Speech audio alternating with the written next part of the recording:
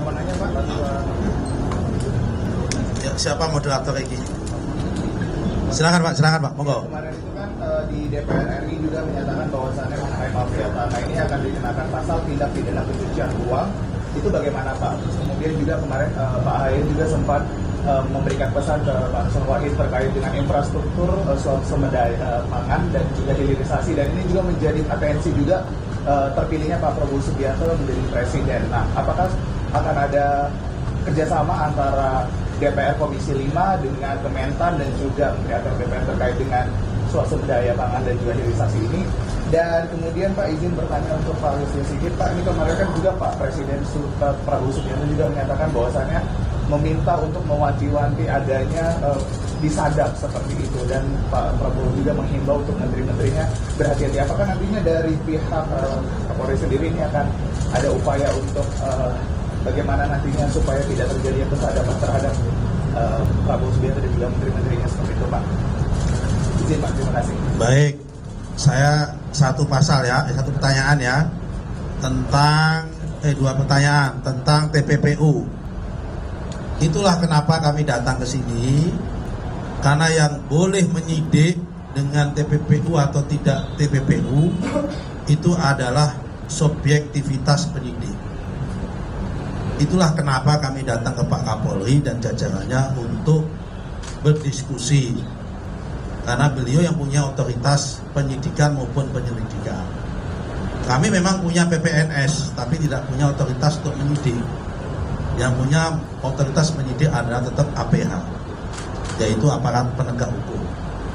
Nah, untuk sampai kepada ke sana, tentu itu adalah membutuhkan pemahaman dan subjektivitas aparat hukum, yaitu otoritas penyidik.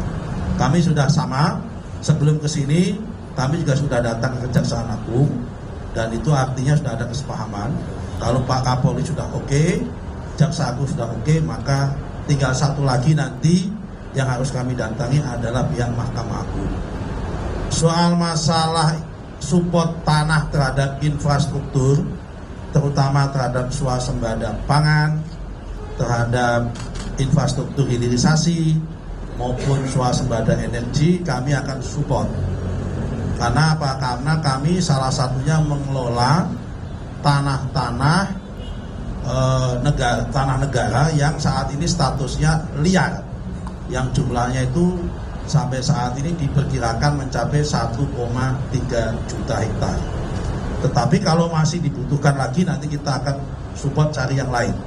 Karena tanah kita di luar hutan itu totalnya ada 70 juta hektar. Sehingga kalau untuk mensupport hilirisasi, kalau hilirisasi kan kemungkinan itu support untuk kawasan industri. Kalau untuk swasembada pangan, support untuk mencetak sawah maupun cetak kebun. Kalau kemudian swasembada energi, tergantung energinya. Kalau energinya untuk berbasis dari nabati, untuk lahan, untuk tanaman. Kalau energinya berbasis dari migas maupun minerba, maka kuncinya adalah mempercepat proses dalam konteks izin pembebasan lahan untuk kegiatan pertambangan. Untuk yang lain-lain Pak Kapolri tadi, silakan. Saya kira di sisi saya, khususnya terkait dengan apa yang jadi kebijakan Kementerian Material, saya kira sudah jelas. Hal-hal lain yang tadi disampaikan, tentunya Polri mendukung hal-hal yang sifatnya dalam rangka kegiatan lawful. Kalau unlawful, ya, tentunya itu ada pembahasan khusus ya. Yang jelas kalau itu tidak atas nama negara berarti ilegal. Perlu ada tindakan. Namun demikian itu secara khusus akan ada rapat khusus terkait dengan masalah itu, yang terkait dengan dalam negeri dan luar negeri. Ya. Sudah azan ini Mas? Ya. Ya. Saya Thomas dari ini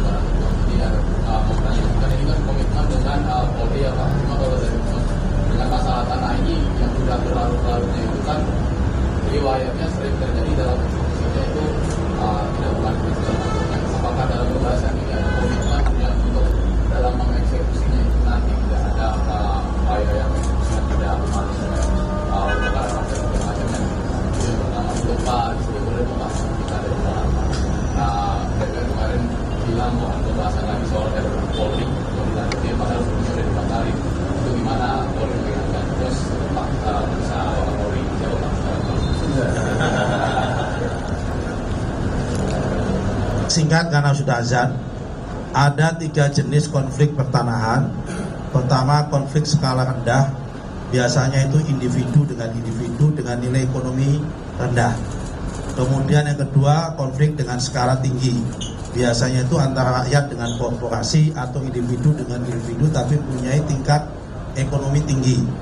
Kemudian antara rakyat dengan pemerintah, terutama dalam hal pengadaan tanah untuk kepentingan proyek pembangunan strategis nasional.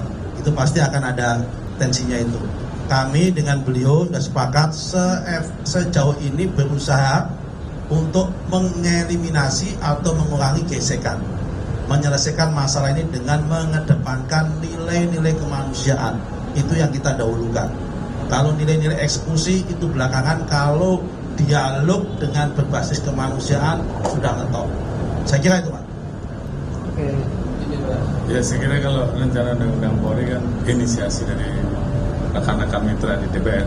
Jadi kita tentunya dalam posisi yang mengikuti apa yang menjadi jadwal dan agenda dari teman-teman mitra. Terima kasih. Download Tribun X sekarang, menghadirkan lokal menjadi Indonesia.